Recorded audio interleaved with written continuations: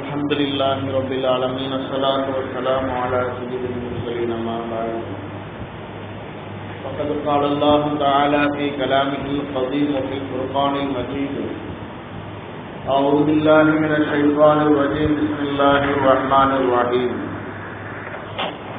إن الله وملائكته يصلون على النبي يا أيها الذين آمنوا صلوا عليه وسلموا تسليما اللهم صل وسلم على رسولك سيدنا ونبينا وحبيبنا وشفيعنا ومرشدنا ومولانا محمد صلى الله عليه وسلم اللهم صل وسلم على رسولك سيدنا ونبينا وحبيبنا وشفيعنا ومرشدنا ومولانا محمد صلى الله عليه وسلم اللهم صل وسلم على رسولك سيدنا ونبينا وحبيبنا وشفيعنا ومرشدنا ومولانا محمد صلى الله عليه وسلم قال الله تعالى في القرآن الكريم وفي الفرقان المجيد أعوذ بالله من الشيطان الرجيم بسم الله الرحمن الرحيم والفجر وليال عشر صدق الله العلي العظيم وصدق رسوله النبي الكريم ونحن على ذلك من الشاهدين والشاكرين والحمد لله رب العالمين. قال نبينا صلى الله عليه وسلم اللهم اعتق رقبتي من النار او كما قال نبينا صلى الله عليه وسلم. முதலனைத்தும் அல்லாஹ் ஒருவனுக்கே உரித்தாகுதான். சாந்தி சமாதானம் கண்மீர் பெருமானார் ஸல்லல்லாஹு அலைஹி வஸல்லம் அவர்களின் மீது அன்னாரின் அடிச்சுவட்டை யாரெல்லாம் பின்பற்றி வாழ்ந்து வந்தார்களோ அத்தகைய சத்திய சஹாபாக்கள், தாபீன்கள், தபா தாபீன்கள், நல்லடியார்கள், சுஹதாக்கள், வலிமார்கள், குலஃபாக்கள், இமாம்கள், மேலும் குறிப்பாக இங்கு அமர்ந்திருக்கும் நம் எல்லோருக்கும் அல்லாஹ்வின் கருணையும் நிஅமத்தும் சாந்தியும் சமாதானமும் ரஹ்மத்தும் பரக்கத்தும் நிறைவாக உண்டாகட்டுமாக. ஆமீன் யா ரப்பல் ஆலமீன். கண்ணியத்திற்குரிய மேன்மை தாங்கிய ஜமாத்தார்களே, பெரியோர்களே, அல்லாஹ்வுடைய கிருபையால் துல்ஹஜ் என்கிற மாதத்தை நெருங்கிய நிலையிலே நாம் எல்லாம் இருக்கின்றோம். அல்லாஹ் சுப்ஹானஹு வ தஆலா இந்த உம்மத்திற்கு தந்திருக்கின்ற 10 சிறப்பான 10 இரவுகளில் இந்த 10 இரவுகளும் அடங்கும். ஆரம்ப காலத்தில் வாழ்ந்த மனிதர்களுக்கு அல்லாஹ் ரப்புல் ஆலமீன் ஆயுளை அதிகப்படுத்தி தந்திருந்தான். ஒவ்வொருவருமே சுமார் 600-700 வருடங்கள் சாதாரணமாக இந்த பூமியிலே வாழ்ந்தவர்கள். அவ்வளவு ஆண்டுகள் இந்த உலகத்தில் வாழ்ந்தாலும் அவர்களுக்கு உண்டான அவர்கள் செய்கின்ற அந்த அமல்களுக்கு இறைவன் கொடுக்கக்கூடிய நன்மை என்பது, அல்லாஹ் ரப்புல் ஆலமீன் தருகின்ற கூலி என்பது, ஒரு அமலுக்கு உண்டான ஒரே ஒரு கூலியை மட்டுமே இறைவன் தருவார். ஆயுள் அதிகமாக வழங்கப்பட்டவர்களாக இருந்தாலும் அவர்கள் நன்மைகளை அதிகம் சம்பாதிக்க முடியாத ஒரு சூழ்நிலையை இறைவன் அவர்களுக்கு தந்திருந்தார். நாம் எல்லாம் கேள்விப்பட்ட ஒரு சம்பவம் தான். நபியினா நூஹ் அலைஹிஸ்ஸலாம் அவர்கள் இந்த உலகத்தில் சுமார் 950 வருடங்கள் வாழ்ந்த ஒரு நபி. மிக அதிகபட்சமாக இந்த உலகத்தில் வாழ்ந்த மனிதர்களில் ஒரு மனிதர் நூஹ் அலைஹிஸ்ஸலாம். இவர்கள் ஒரு நேரத்துல ஒரு ஊரின் பக்கம் நடந்து செல்லுகின்ற பொழுது ஒரு வயதான ஒரு மூதாட்டியை சந்திக்க நேரிடுகிறது. அந்த வயதான மூதாட்டியிடம் நூஹ் அலைஹிஸ்ஸலாம் அவர்கள் ஒரு வினாவை கொடுப்பார்கள். உங்களை வருத்தமடைய செய்த செய்தி என்ன? ஏன் தாங்கள் இந்த வயதில் இப்படி அழக்கூடிய நிலையிலே அமர்ந்திருக்கிறீர்கள் என்று கேட்ட பொழுது அந்த மூதாட்டி சொல்லுவார்களாம், எனக்கு ஒரு மகன் இருந்தான், சிறு வயதிலேயே வஃபாத்தாகிவிட்டான். என்ன வயது?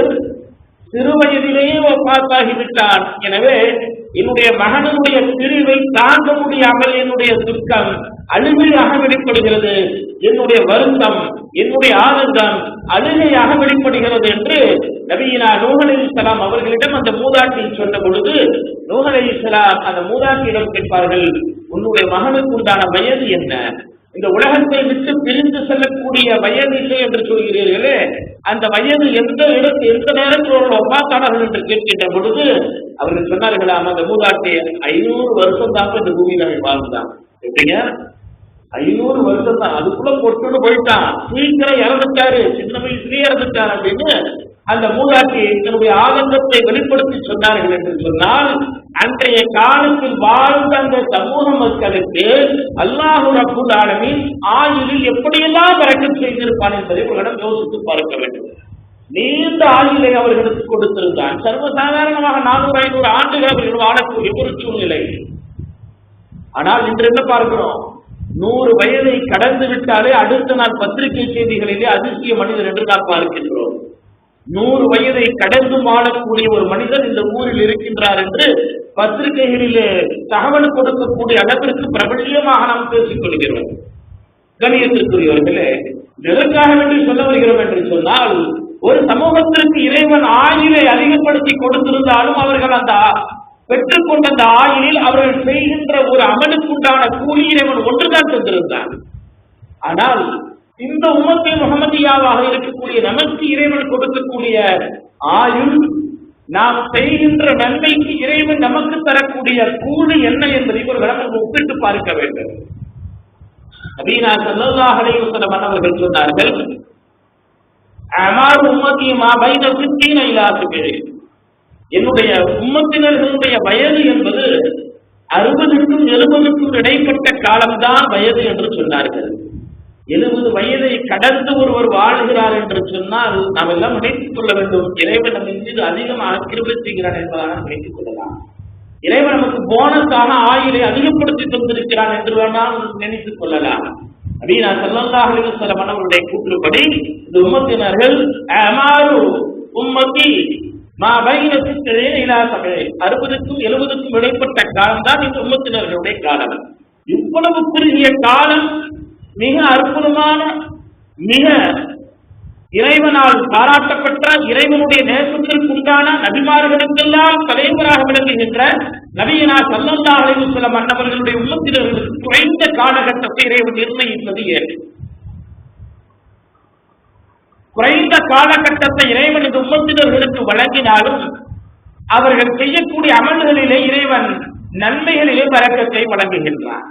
ஒரு மனிதர் ஒரு அமலை செய்தால், ஒரு நன்மையான காரியத்தை செய்தால் அவருக்கு இறைவன் பலவிதமான நன்மைகளை எழுதுகின்றார். செய்ய வேண்டும் என்று நினைத்ததற்கென்று ஒரு கூலி, செய்து முடித்தால் அது ஒரு கூலி, அவரை பார்த்து இன்னொருவர் செய்ய ஆரம்பித்தால் அதற்குண்டான கூலியும் இவருக்கு இப்படி ஒரு நன்மைக்கு பல கூறாக பிரித்து அவருக்கு நன்மையை, அதற்குண்டான நன்மையை இறைவன் தந்து கொண்டே இருக்கின்றான். அவருக்குண்டான கூலியை இறைவன் தந்து கொண்டே இருக்கின்றான். அந்த வகையிலேதான் இந்த குறுகிய காலகட்டத்தை ஆயுளை பெற்றிருக்கக்கூடிய இந்த சமூகத்தினருக்கு இறைவன் வரப்பிரசாதமாக சில இரவுகளை தந்திருக்கின்றார். நாம் எல்லாம் அறிந்த ஒன்றுதான் லைலத்துல் கத்ருடைய இரவு. அன்றைய இரவிலே நாம் செய்யக்கூடிய அமல் 1000 ஆண்டுகள் நாம் நின்று வணங்கினால் அதைவிட உண்டான அதற்கும் அதிகமான நன்மைகளை இறைவன் அந்த இரவிலே தருகின்றார். எனவே அந்த இரவு என்பது இந்த உம்மத்தினர்களுக்கு கிடைக்கின்ற ஒரு பொக்கிஷம் என்பதாகவே நாம் நினைத்துக் கொள்ளலாம். அதே போல இறைவனின் உம்மத்திற்கென்று இன்னும் சில இரவுகளை பிரத்யேகமாக தந்திருக்கின்றார். துல்ஹஜ் மாதத்தினுடைய முதல் 10 இரவுகள், இந்த இரவுகள் என்பது வணக்கத்திற்குரிய இரவு. இந்த இரவை போல வேறு எந்த விதமான இரவையும் இறைவன் படைக்கவில்லை. எனவேதான் இந்த உம்மத்தினர்களுக்கு இறைவன் இந்த இரவுகளை எல்லாம் சிறப்பாக்கி இந்த துல்ஹஜ் மாதத்தினுடைய முதல் 10 அதிகமான நல்லமல்களை செய்ய வேண்டும் என்றும் இறைவன் குறிப்பிடுகின்றார். நாம் ஏதாவது ஒரு தவறு செய்து விட்டால் அல்லது ஏதாவது ஒருவரிடம் நம்முடைய காரியத்தை நாம் நிரூபிக்க வேண்டிய கட்டாயத்திற்கு தள்ளப்பட்டால் என்ன செய்வோம்? சத்தியம் செய்வோம். சத்தியம் எப்படி செய்வோம்? ஏதாவது ஒரு உயர்ந்த பொருளின் மீது சத்தியம் விட்டு நான் இதை செய்யவில்லை, அல்லது நான் இதைத்தான் செய்தேன் என்று நாம் சத்தியமிட்டு அவரிடம் நாம் நம்முடைய ஆனந்தத்தை நாம் வெளிப்படுத்துவோம். உதாரணத்திற்கு ஒரு தாய், அவள் உச்சபட்சமாக மதிக்கக்கூடிய, அவள் அளவுக்கு அதிகமாக நேசிக்கக்கூடிய ஒரு பொருள் என்றால் அவளுடைய குழந்தை, சிறு குழந்தை. அந்த குழந்தையின் மீது சத்தியம் விட்டு நேரம் சொல்லுவாள், நான் இந்த விஷயத்தை செய்யவே இல்லை என்று சொல்லுவாள். காரணம், அந்த குழந்தையின் மீது அவள் அளவு கடந்து அனுபவித்திருக்கின்றாள். எனவே சத்தியத்தில் செய்கின்ற பொழுது, குழந்தையின் மீது செய்கின்ற பொழுது பொய் சொல்லாத நிலையில் அவள் செய்கின்றாள். அதை போலத்தான் ரப்புல் ஆலமீன் இந்த உம்மத்திற்கு சில விஷயங்களை எடுத்து சொல்ல வருகின்ற பொழுது குர்ஆன் ஷரீஃபில் சத்தியம் விட்டு சொல்லுகின்றான். எப்படிங்க? குர்ஆன் ஷரீஃபில் சத்தியம் விட்டு சொல்லுகின்றான். எந்த பொருளின் மீது சத்தியம் விடுகின்றான் இறைவன்? வல்ஃபஜ்ர், அதிகாலை நேரத்தின் மீது சத்தியமாக என்று சொல்லுகின்றான். வலயாலின் அஸ்ர், அதை தொடர்ந்து வரக்கூடிய 10 இரவுகளின் மீது சத்தியம் என்று இறைவன் சொல்லுகின்றான். வல்ஃபஜ்ர், அதிகாலை நேரம், ஃபஜ்ருடைய நேரத்தின் மீது சத்தியம் என்று சொல்லிவிட்டு வலயாலின் அஸ்ர், 10 இரவுகளின் மீது சத்தியம் என்று இறைவன் சொல்லிவிட்டு அதற்கு அடுத்தடுத்து சில விஷயங்களை உம்மத்திற்கு சொல்லுகின்றார். அந்த 10 இரவுகள் என்ன என்று இறைவன் உயர்ந்ததாக கருதி உம்மத்திற்கு எதன் மீது சத்தியம் வருகிறான் என்று சொன்னால், துல்ஹஜ் மாதத்தினுடைய முதல் 10 இரவுகள். அந்த இரவுகளை எதிர்நோக்கிய நிலையிலே நாம் இருக்கின்றோம். இன்ஷா அல்லாஹ் இன்று மாலை மக்ரிபினுடைய தொழுகைக்கு பிறகு திரை தெரிந்து விட்டால் துல்ஹஜ்ஜுடைய முதல் திரை கணக்கிடப்படுகிறது.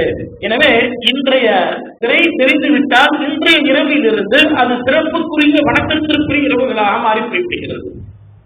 அல்லாஹ்வுக்கு பிடித்தமான 10 இரவுகள் தொடர்ச்சியாக வர ஆரம்பிக்கிறது. அந்த நபிகள் பெருமானார் ஸல்லல்லாஹு அலைஹி வஸல்லம் அவர்கள் சொல்வார்கள், உலகத்தில் இறைவன் படைத்த எல்லாவற்றையும் விட உயர்ந்ததாக கருதுகின்ற விஷயம் என்ன தெரியுமா? இந்த துல்ஹஜ் மாதத்தினுடைய முதல் 10 இரவுகளைத்தான் இறைவன் உயர்ந்ததாகவே கருதுகின்றான். எல்லா படைப்புகளையும் விட உயர்ந்ததாக இறைவன் கருதுகிறான் என நபினா ஸல்லல்லாஹு அலைஹி வஸல்லம் அவர்கள் உம்மத்திற்கு சொல்கிறார்கள். கண்ணியத்திற்குரிய அல்லாஹ்வின் நல்லடியார்களே, அந்த வகையிலே நாம் பார்க்கின்ற பொழுது வரக்கூடிய அந்த துல்ஹஜ் மாதத்தினுடைய இரவுகள் என்பது வணக்கத்திற்குரிய சிறப்புக்குரிய இரவு என்பதை நாம் விளங்கிக் கொள்ளுகின்ற அதே நேரத்திலே அந்த இரவுகளை நாம் எப்படி செலவழிக்க வேண்டும் என்பதையும் நாம் யோசித்து பார்க்க வேண்டும்.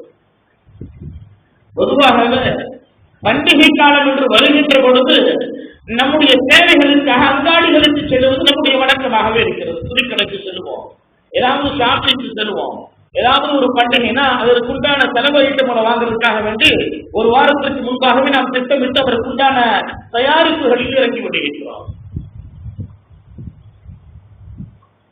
ஆனால் இந்த துல்ஹஜ் மாதத்தில் வரக்கூடிய இந்த 10 இரவுகளை தொடர்ந்து வரக்கூடிய ஈதுல் அல்ஹா, தியாகத் திருநாள், பக்ரீத்துடைய நாள் வருகிறது. அதற்கென்று ஏற்பாடுகளை இந்த 10 நாட்களுக்கு முன்பாகவே நாம் செய்து முடித்து விட வேண்டும். ஆடு வாங்குவதாக இருந்தாலோ, ஆடை வாங்குவதாக இருந்தாலோ, இன்னும் பிற காரியங்களை பெற்றுக் கொள்வதாக இருந்தாலோ அதையெல்லாம் நாம் ஏற்கனவே திட்டமிட்டு முடித்து விட வேண்டும். காரணம், இந்த துல்ஹஜ்ஜினுடைய முதல் 10 இரவுகள் என்பது வணக்கத்திற்குரிய 10.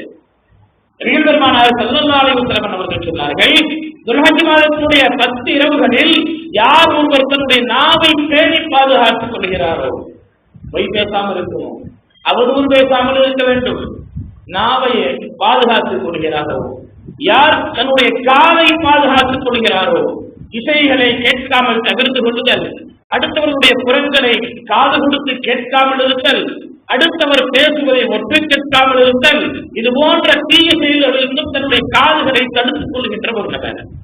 யார் ஒருவர் தன்னுடைய கண்களை பாதுகாத்துக் கொள்கிறாரோ, தவறான வீடியோக்களை பார்ப்பதை தன்னுடைய கண்களை பார்த்துக் கொள்கின்ற பாதுகாத்துக் கொள்கின்ற ஒரு நபர், அல்லது தவறான பாதைக்கு செல்லுவதை விட்டும் தன்னுடைய கண்களை பார்வையை தாழ்த்திக் கொள்கின்ற ஒரு நபர், தன்னுடைய வாய், தன்னுடைய நாவு, தன்னுடைய காது, தன்னுடைய கண், யார் ஒருவர் இந்த 3ஐயும் துல்ஹஜ் மாதத்துடைய 10 இரவுகளில் சரியான முறையில் பயன்படுத்துகின்றாரோ, பாதுகாத்துக் கொள்கின்றாரோ, அவருக்கு சொர்க்கம் செல்வது எளிதாக இருக்கிறது என்று நபிகள் பெருமானார் ஸல்லல்லாஹு அலைஹி வஸல்லம் அவர்கள் குறிப்பிடுகிறார்கள். கண்ணியத்திற்குரிய அல்லாஹ்வின் நல்லடியார்களே, அந்த வகையிலே நாம் பார்க்கின்ற பொழுது இந்த 10 இரவுகள் என்பது வணக்கத்திற்குரிய சிறப்புக்குரிய ஒரு இரவு. நபிகள் பெருமானார் ஸல்லல்லாஹு அலைஹி வஸல்லம் அவர்கள் ஹதீஸிலே இப்படி சொல்லுவார்கள், இந்த இரவுகளை பெற்றுக் கொள்கின்றன. அதுவும் குறிப்பாக கடைசியாக வரக்கூடிய அந்த அரஃபாவுடைய இரவு, ஈதுல் அல்ஹாவுக்கு முந்தைய நாள் வரக்கூடிய அந்த அரஃபாவுடைய இரவு, அது இருக்கக்கூடிய இரவுகளில், அது இருக்கக்கூடிய நாட்களில் எல்லாம் தலையாய நாளாக இருக்கிறது, முதன்மை பெற்ற ஒரு நாளாக இருக்கிறது.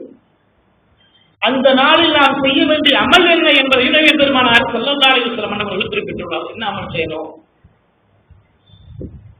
அந்த நாளில் நாம் அரஃபாவுடைய நாளில் நாம் நோன்பு நோக்க வேண்டும் என்பது ஹதீஸ். மார்க்கம் அதை சொல்லுகிறது. நோன்பு நோற்றால் என்ன கிடைக்கும் என்றும் இறைவன் சொல்லுகின்றார்.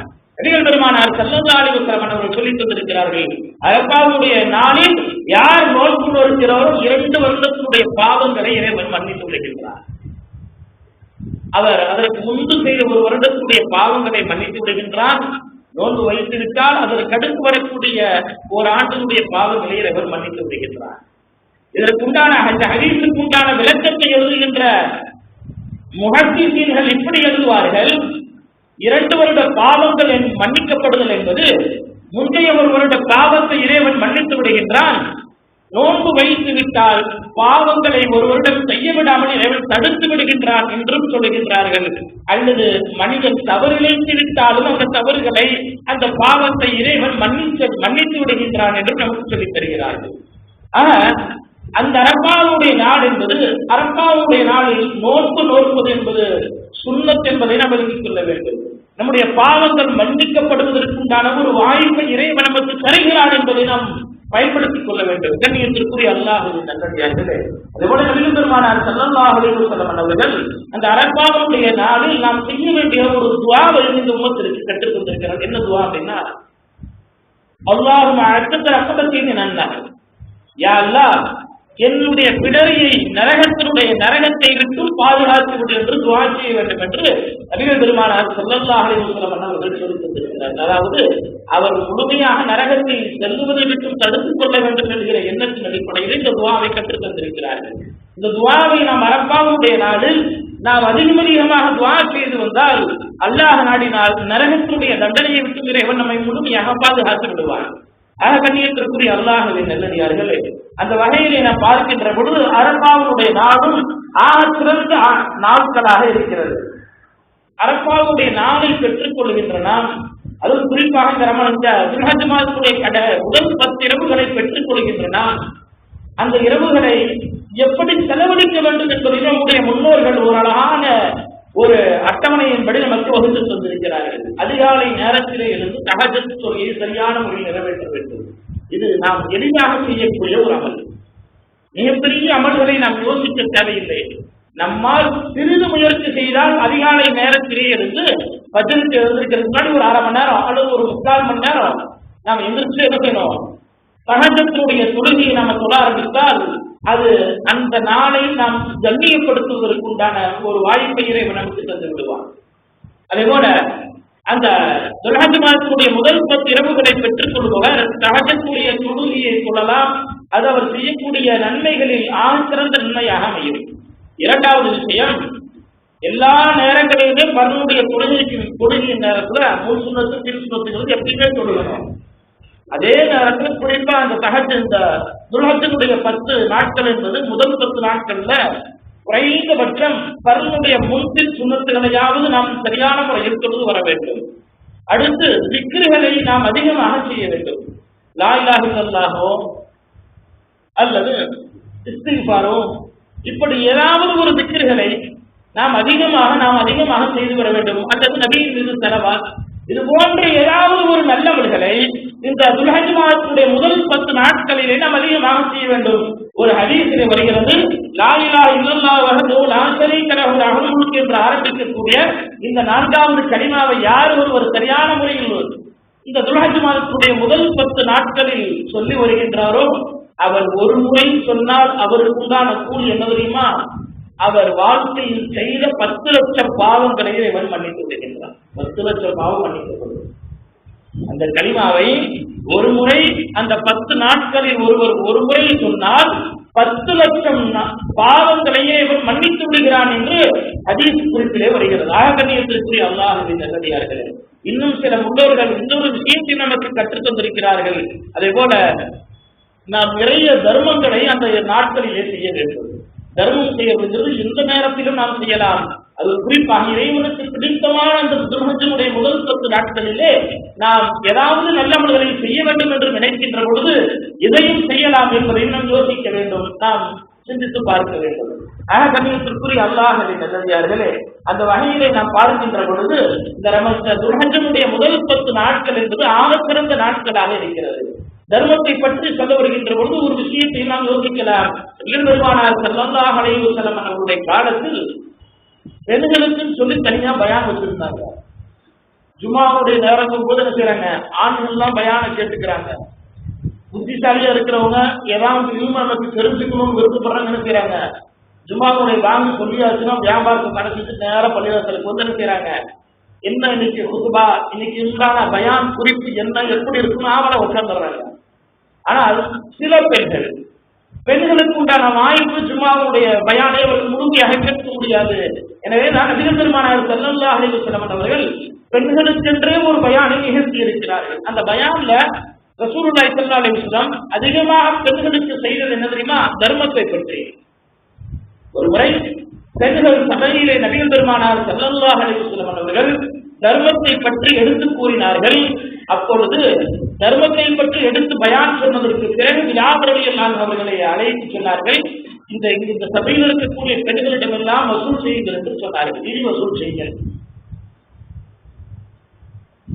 நபிகள் பெருமானார் ஸல்லல்லாஹு அலைஹி வஸல்லம் அவர்கள் அந்த பிரபல்யமான ஒரு ஹதீஸை இந்த சபையில தான் சொன்னாங்க. என்ன ஹதீஸ் அப்படின்னா, இத்தகுன்னார வலவு சக்தி கமரி, ஒரு பேரித்த படத்தை கொடுத்தாவது நீங்கள் நரகத்தை விட்டு பாதுகாப்பு தேடிக் கொள்ளுங்கள், நரகத்தை அஞ்சிக் கொள்ளுங்கள் என்கிற பிரபல்யமான இந்த ஹதீஸை நபிகள் பெருமானார் ஸல்லல்லாஹு அலைஹி வஸல்லம் அவர்கள் இந்த சபையிலே வெளிப்படுத்தி உறக்கச் சொன்ன பொழுதுதான் அந்த சபையில் இருக்கக்கூடிய பெண்கள் எல்லாம் அவர்கள் அணிந்திருந்த அணிகலன்களை கூட சதகாவாக கொடுத்து விட்டு சென்றார்கள். சொல்லிய ஒரு வார்த்தைக்காக, தர்மம் பற்றி உண்டான அந்த ஒரு பயானுக்காக வேண்டி பெண்கள் கொடுத்த அந்த நிதியின் மூலமாக மழை போல் குவிந்து விட்டது என்பதை நாம் ஹதீஸிலே பார்க்க முடிகிறது. செல்வம் என்பது மழை போல் வசூலாகிவிட்டது என்பதை நாம் பார்க்க முடிகிறது. காரணம் நபிகள் பெருமானார் ஸல்லல்லாஹு அலைஹி வஸல்லம் அவர்கள் அந்த விஷயத்தை அவர்களுக்கு ஆனந்தரமாக சொல்லி இருந்தார்கள். அதே போல இந்த தர்மத்தை பற்றி பார்ப்பதால் இந்த துல்ஹஜ் மாதத்துடைய முதல் 10 நாட்களில் நாம் செய்யக்கூடிய அமல்களில் இதுவும் ஒன்று என்பதை நாம் பார்க்க வேண்டியிருப்பதால் இன்னொரு விஷயத்தையும் பார்த்து விடலாம். பனு இஸ்ரவேலர்களில் ஒருவர் காற்றின் வழியாக பயணமாகின்றார், தனியாக பயணமாகிக் கொண்டிருக்கின்றார், நடந்து செல்கின்றார். திடீரென்று ஒரு பகுதியிலே ஒரே ஒரு இடத்திலே கருமேகம் கருமையான மழையை பொழியக்கூடிய சூழ்நிலையை ஏற்படுத்துகிறது. குறிப்பிட்ட ஒரு இடம் மட்டுமே கருமேகமாக இருக்கிறது, மற்ற இடங்கள் எல்லாம் மென்மையாக பனிச்சென்று இருக்கிறது. அந்த பனி இஸ்ரவேலுக்கு ஒன்றுமே புரியவில்லை. இன்னைக்கு மழை வருவதற்குண்டான அறிகுறி நாம் இருக்கக்கூடிய பகுதியில் தெரியல, ஆனா ஏதோ ஒரு இடத்துல கடுமையான மழையை கொடுக்கக்கூடிய அளவுக்கு இருக்குது அப்படின்னு யோசனை பண்ணிக்கிட்டே இருக்கிறார். அந்த கருமேகம் ஒரு குறிப்பிட்ட திசையை நோக்கி சென்று கொண்டே இருக்கிறது. இவரும் கொஞ்சம் துடிப்பான ஒரு அந்த பனி இஸ்ரவேல்ல இருக்கக்கூடிய அந்த மனிதரும் என்ன செய்யறாரு, மேகம் எங்க சென்றதோ அங்கேயே அவருடைய நடைப்பயணமும் போகுது. பார்த்தா ஒரு குறிப்பிட்ட ஒரு தோட்டத்துடைய இடத்துக்கு போய் அந்த கருமேகம் நிற்குது. இறைவனுடைய புறத்திலிருந்து கடுமையான மழை இறைவன் அந்த இடத்துல கொடுக்கிறான். அவருடைய தோட்டத்துல நல்ல விளைச்சல், சில காலத்துக்கு பிறகு கடுமையான நல்ல விளைச்சல். அப்ப அந்த பனி இஸ்ரவேலருக்கு ஒரு சந்தேகம், இறைவன் ஏன் இருக்கக்கூடிய எல்லா பகுதியும் விட்டு விட்டு குறிப்பிட்ட ஒரு தோட்டத்தில் இருக்கக்கூடிய அந்த இடத்துக்கு மட்டுமே மழையை கொடுத்தான்? அப்ப அந்த தோட்டத்தினுடைய உரிமையாளரிடம் சென்று கேட்பார், நீங்கள் செய்யக்கூடிய அமல் என்ன, அதை எனக்கு கற்றுத்தாருங்கள் என்று கேட்கின்ற பொழுது அந்த தோட்டத்தினுடைய உரிமையாளர் சொல்வார், ஒன்றும் இல்லை, சிம்பிளான விஷயம். எனக்கு வரக்கூடிய விளைச்சல்ல 3 பங்கு எடுப்பேன். 3ல் 1 பங்கு என்னுடைய குடும்பத்துக்கு, 1 பங்கு ஏழைகளுக்கு சதக்கா, இன்னொரு பங்கு அடுத்த அறுவடை செய்வதற்காக வேண்டி நான் சேமித்துக் கொள்வேன். சிம்பிளான விஷயம் தான். இதை நான் சரியான முறையில ஃபாலோ பண்றேன், இறைவன் எனக்கு ரஹமத்தை தராங்க. இப்ப புரியுதா? யாருக்கு இறைவனுடைய ரஹமத் நிறைய கிடைக்குகிறது? நாம் சம்பாதிக்கின்ற நம்முடைய பொருளாதாரத்தை தனக்கு மட்டுமே என்று மட்டுப்படுத்திக் கொள்ளாமல், தன்னுடைய கைகளுக்கு மட்டுமே சுருக்கிக் கொள்ளாமல், ஏழைகளுக்கும் அனாதைகளுக்கும் இல்லாதவர்களுக்கும் மருத்துவ உதவி கேட்பவர்களுக்கும் கல்வி நிறுவனங்களுக்கும் குறிப்பாக மார்க்க கல்வி கூடங்களுக்கும் நாம் நிறைய சதகாக்களை செய்கின்ற பொழுதுதான் இறைவனுடைய ரஹமத்து நம்மின் மீதும் படும் என்பதை நாம் விளங்கிக் கொள்ள வேண்டும். இது எதற்காக வேண்டி சொல்ல வருகிறோம் என்று சொன்னால், துல்ஹஜ் மாதத்துடைய முதல் 10 நாட்கள் ஆகச்சிறந்த நாட்கள். அந்த நாட்களிலே நாம் நிறைய நபிலான வணக்கங்களை செய்யலாம், சுன்னத்தான தொழுகைகளை சரியான முறையில் தொழுது வரலாம், தர்மங்களை சரியான முறையில் செய்யலாம், திக்ருகளை சரியான முறையில் நாம் செய்து வர வேண்டும் என்பதற்காக வேண்டி சொல்ல வருகின்றேன். கண்ணியத்திற்குரிய அல்லாஹ்வின் நல்லடியார்களே, அந்த விஷயங்களை வைத்து பார்க்கின்ற பொழுது இந்த துல்ஹஜ்ஜுடைய முதல் 10 நாட்கள் என்பது ஆகச்சிறந்த நாட்களாக இருக்கிறது. இந்த நாட்களில் வரக்கூடிய அந்த அரஃபாவுடைய நாளில் தான் அல்லாஹ் சுப்ஹானஹு வ தஆலா லட்சக்கணக்கான அடியார்களை நரகத்திலிருந்து சொர்க்கத்திற்கு அனுப்புகின்றார். நரகத்தை விட்டும் அவர்களுக்கு இறைவன் விடுதலையை தருகின்றான். வேறு எந்த நாளையும் இறைவன் ஒரு குறிப்பிட்ட அளவுதான் கொடுப்பான். ஆனா எல்லா நாட்களையும் விட இந்த அரஃபாவுடைய நாளில் தான் இறைவன் லட்சக்கணக்கான அடியார்களை நரகத்திலிருந்து விடுதலை கொடுத்து அவர்களை சொர்க்கத்திற்கு அனுப்புகிறான் என்கிற செய்தியை நாம் கூடுதலாக கவனித்து வரக்கூடிய அந்த துல்ஹஜ்ஜுடைய முதல் 10 நாட்களை அதிகம் நாம் நல்ல முறையிலே பயன்படுத்துவதற்கு அல்லாஹ் சுப்ஹானஹு வ தஆலா நம் எல்லோருக்கும் தௌஃபீக் செய்வானாக. அந்த துல்ஹஜ் மாதத்துடைய முதல் 10 நாட்களிலே இறைவனுக்கு பிடித்தமான அமல்களை செய்யக்கூடிய நன்மக்களாக மேன்மைதாங்கிய மக்களாக அல்லாஹ் சுப்ஹானஹு வ தஆலா நம் எல்லோரையும் ஆக்கியர் புரிவானாக. வாஹிதாவானா வல்ஹம்துலில்லாஹி.